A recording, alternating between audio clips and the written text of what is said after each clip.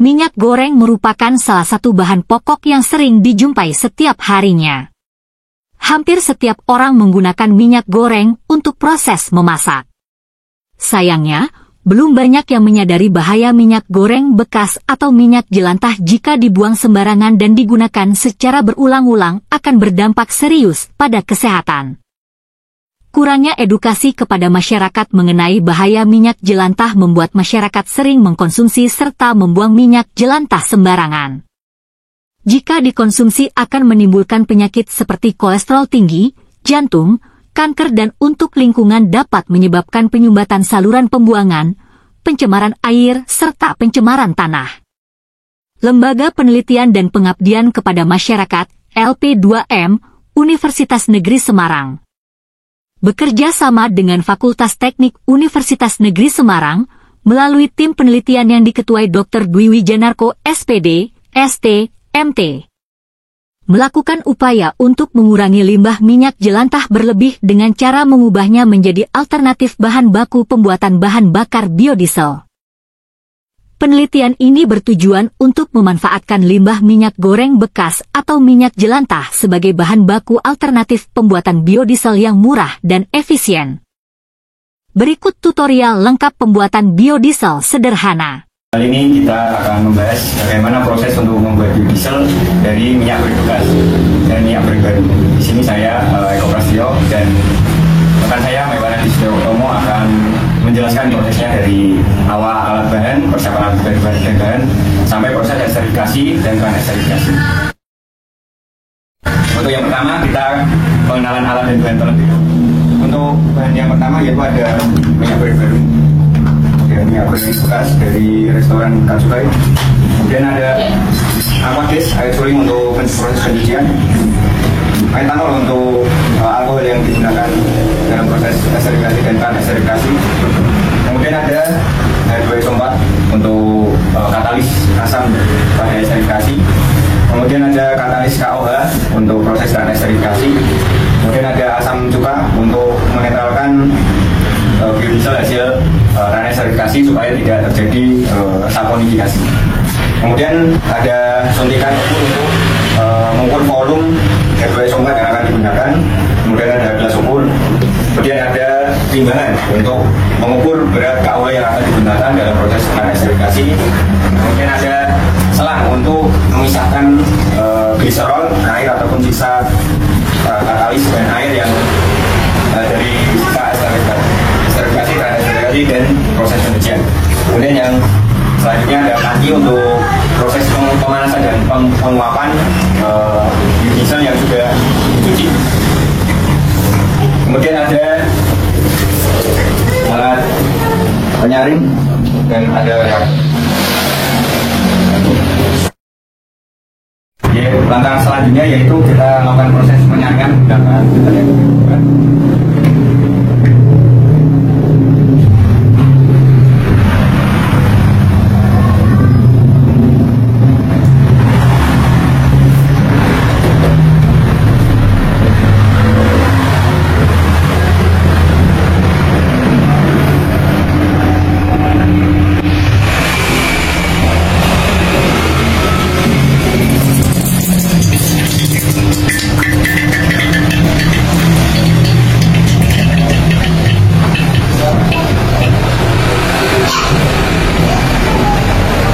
Kita tunggu sampai tertampung semuanya, kemudian kita tutup dan kita cek kotoran yang tersaring dalam filter. Ini saringan yang paling atas, ada kotoran yang berukuran besar. Kemudian yang kedua, lihat ada kotoran yang mendekati saringan yang kedua. Kemudian kita lihat yang terakhir.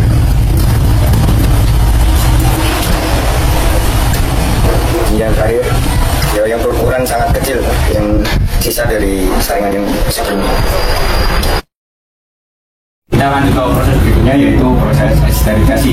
Langkah yang pertama kita buat larutan metoksida terlebih dahulu menggunakan metanol dan H2SO4.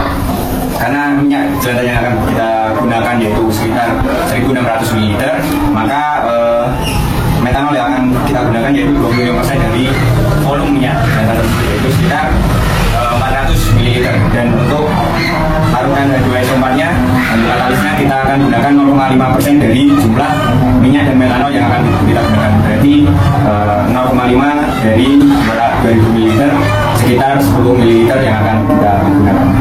Oke, langsung saja kita siapkan metanol 400 ml.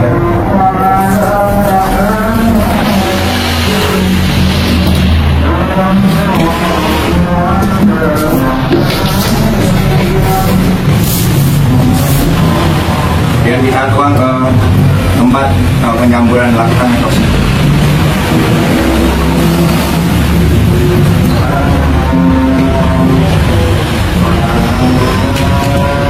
Kemudian kita gunakan suntikan untuk mengukur volume dari somar yang sudah digunakan.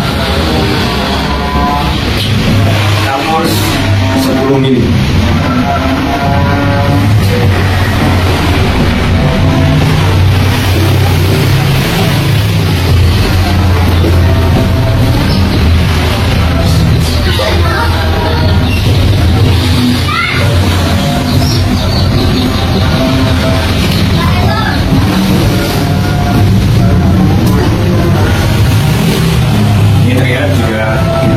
Siapkan 10 ml untuk dua somatnya, kemudian kita campur ke larutan metoksi.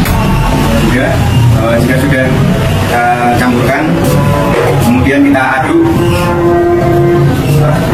supaya larutan metoksinya tercampur rata.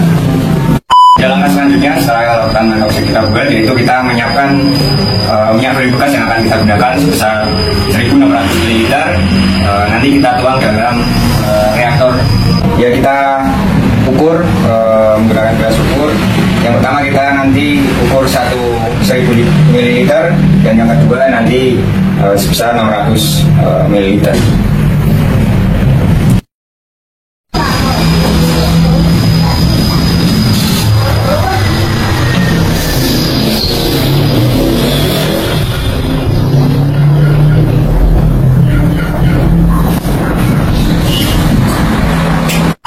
Setelah minyak goreng bekas kita masukkan ke dalam reaktor, langkah selanjutnya kita akan memanaskan minyak tersebut hingga 60 derajat Celcius. Baik, dalam langkah proses eksperimentasi yang pertama adalah pemanasan. Untuk prosesnya bisa kita simak saja.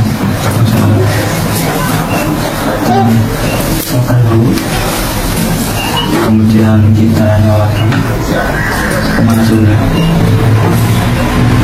Kita nyalakan reaktornya.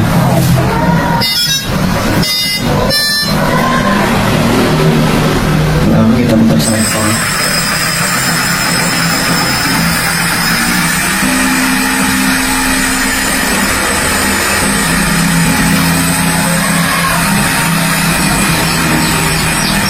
Pemanasan ini dilakukan sampai mencapai suhu 60 derajat Celcius. Ini untuk indikatornya ada di sini sampai 60. Nanti kita langsung campurkan larutan metoksi yang sebelumnya sudah dibuat. Alat reaktor pada pembuatan biodiesel ini dilengkapi dengan pengaduk dan juga pengaduk suhu. Untuk pengaduk suhu itu bisa di setel untuk agar suhunya stabil di 60 derajat Celcius. Jadi di sini adalah pengaduknya. Ini bisa diatur temperatur bawahnya dan juga diatur temperatur maksimalnya. Ketika suhu sudah sampai temperatur maksimal, maka otomatis alat pengatur suhu ini akan memiliki arus yang menyebabkan bisa pada reaktor ini tidak melakukan pemanasan sehingga suhu dapat diatur. Untuk mengatur pengaturnya ini menggunakan Arduino, jadi bisa untuk pengaturannya bisa menggunakan laptop untuk mengatur kibarnya. Setelah suhu sudah 60 derajat Celcius, langkah selanjutnya yaitu mencampurkan larutan metoksi ke dalam minyak yang telah dipanaskan. Setelah larutan metoksi dicampurkan, kemudian kita menggunakan stopwatch. Kita atur selama 1 jam. Terus kita play, kemudian kita nyalakan.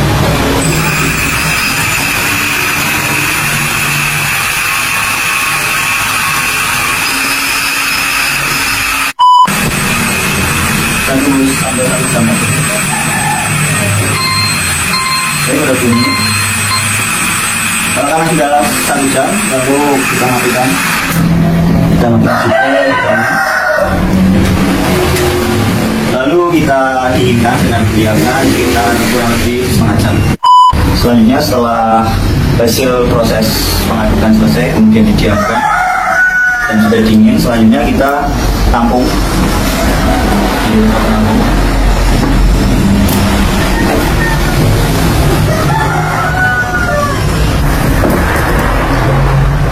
Baik, setelah ditampung di wadah penampung, kemudian hasil dari proses esterifikasi ini didiamkan selama 24 jam. Ya, berikut ini adalah hasil dari proses esterifikasi. Di sini ada dua produk. Yang bawah ini adalah ester dan yang atas ini adalah produk samping, yaitu metanol dan juga air. Untuk langkah selanjutnya kemudian kita pisahkan produk samping yang berupa metanol dan air ke wadah penampung lain. Misalnya menggunakan selang.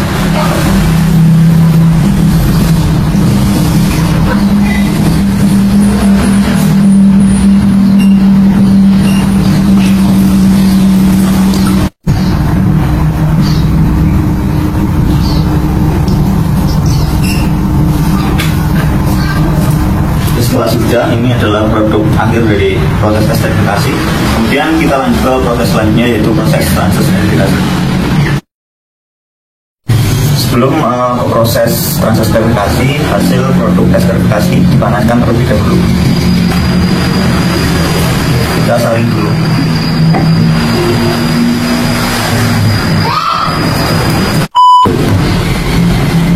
Ya, setelah selesai disaring, kemudian dipanaskan menggunakan kompor pemanas. Fungsinya untuk menguapkan sisa-sisa metanol dan air sebelum ke proses transesterifikasi.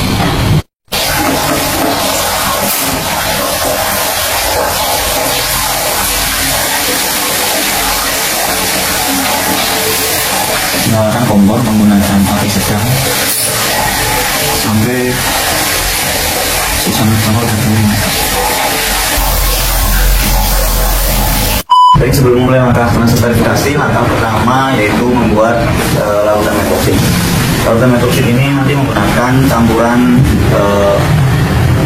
minyak goreng sebanyak 1600 ml, kemudian menggunakan metanol sebanyak 25%, yaitu 400 ml, kemudian menggunakan KUH dengan persentase 1% dari jumlah minyak dan metanol, yaitu 20 gram. Kita siapkan metanol.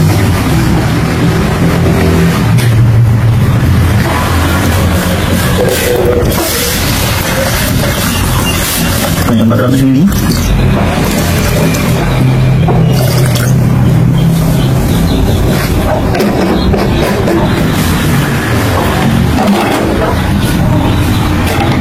Selanjutnya KUH sebanyak 20 gram.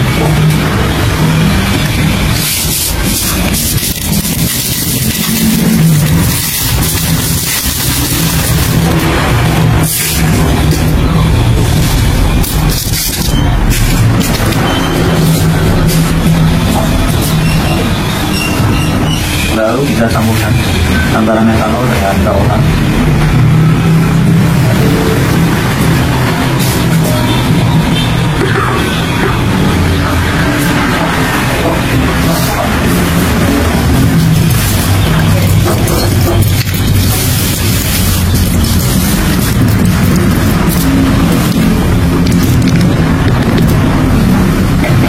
Kemudian kita aduk sampai tercampur. Selanjutnya kita takar minyak yang jadi panas pakai sebanyak 1600 ml.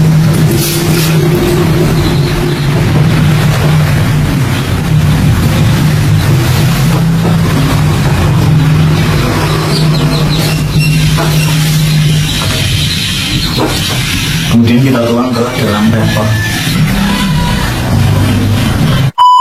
Setelah minyak dimasukkan ke dalam reaktor, selanjutnya kita operasikan mesin reaktor.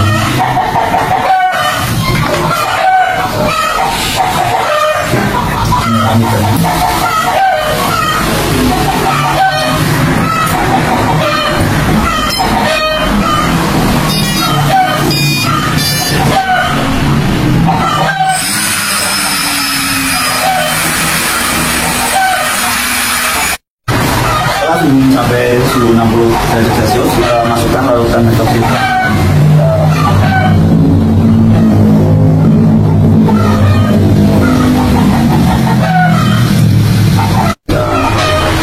Nyalakan pengaturan.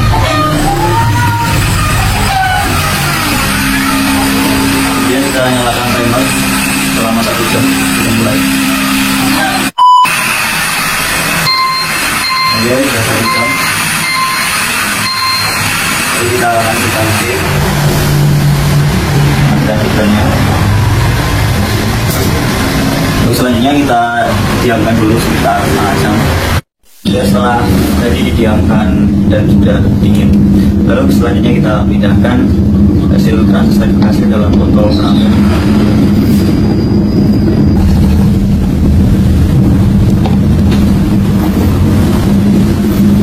Setelah dipindahkan ke botol penampung, kemudian didiamkan selama 24 jam. Untuk selanjutnya nanti akan dilakukan proses pencucian. Ya, ini adalah hasil dari proses transfer sterilisasi yang sudah diindahkan selama 24 jam. Ini terlihat ada 2 hasil produk ya. Yang pertama ada methyl ester sebagai produk utama, kemudian ada produk samping berupa gliserol. Nah, untuk selanjutnya kita pisahkan produk gliserol menggunakan celana.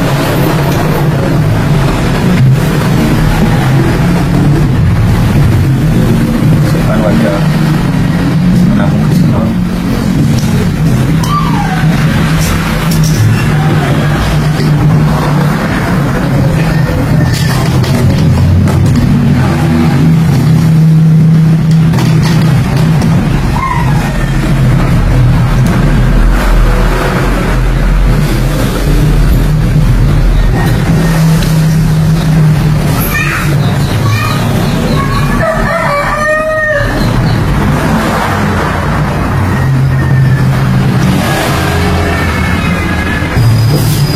Setelah gliserol selesai dipisahkan,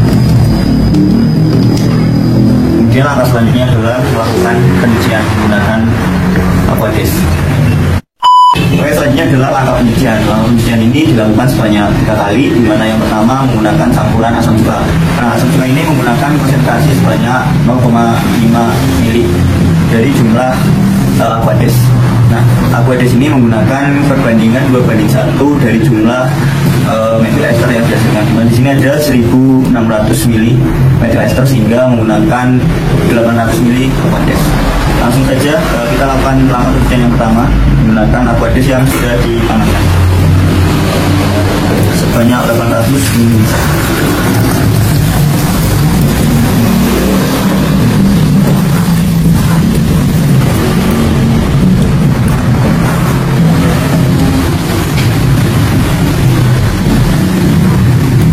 Kemudian kita masukkan asam cuka sebanyak 0,5 mili, 0,5% dari jumlah aquadis itu 4 mili.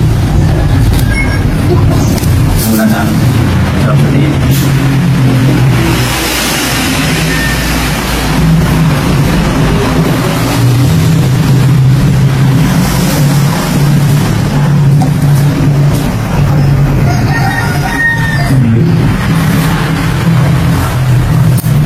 Masukkan ke aquadis.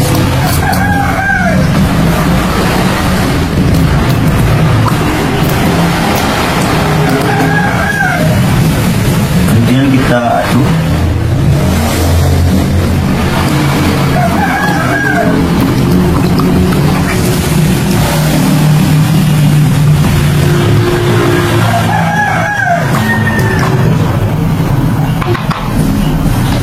Kemudian kita masukkan ke dalam botol.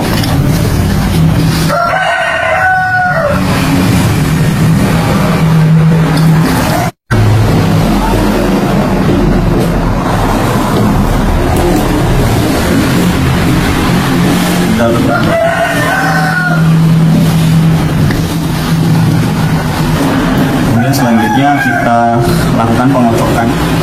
Kita menggunakan bantuan stopwatch. Kita kocok selama 5 menit ya. Kita mulai.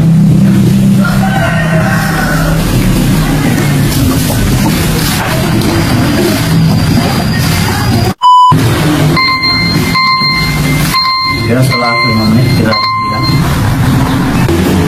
Apabila selesai dilakukan pengocokan, untuk selanjutnya kita diamkan selama 8 jam. Ini adalah hasil dari proses pencucian pertama, di mana produknya sudah terpisah ya antara metil ester dan air. Untuk selanjutnya kita pisahkan. Caranya seperti ini, kita gunakan selang.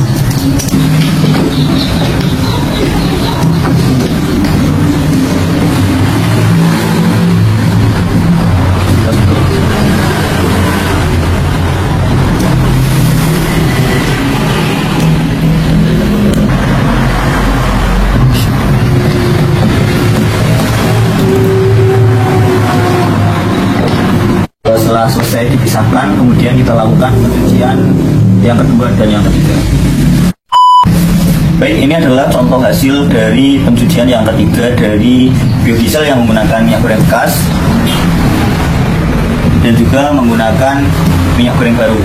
Untuk minyak goreng baru, cara pembuatannya sama, hanya saja tidak menggunakan langkah esterifikasi, jadi langsung menggunakan proses esterifikasi. Untuk selanjutnya nanti akan dilakukan pemurnian biodiesel untuk menghilangkan kadar air. Caranya dengan cara dipanaskan sampai gelembung pada saat pemanasan itu hilang. Selanjutnya adalah proses pemurnian biodiesel. Dilakukan dengan cara memanaskan biodiesel sampai mencapai titik-titik air sehingga air dapat menguap. Kita nyalakan kompornya. Proses pemanasan dilakukan hingga dilakukan diam-diam. Itu hilang dan keluaran biodiesel.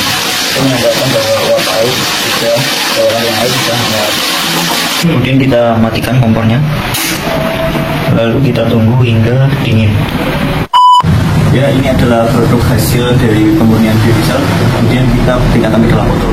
Sebelum kita pindahkan, kita lakukan penyaringan terlebih dahulu.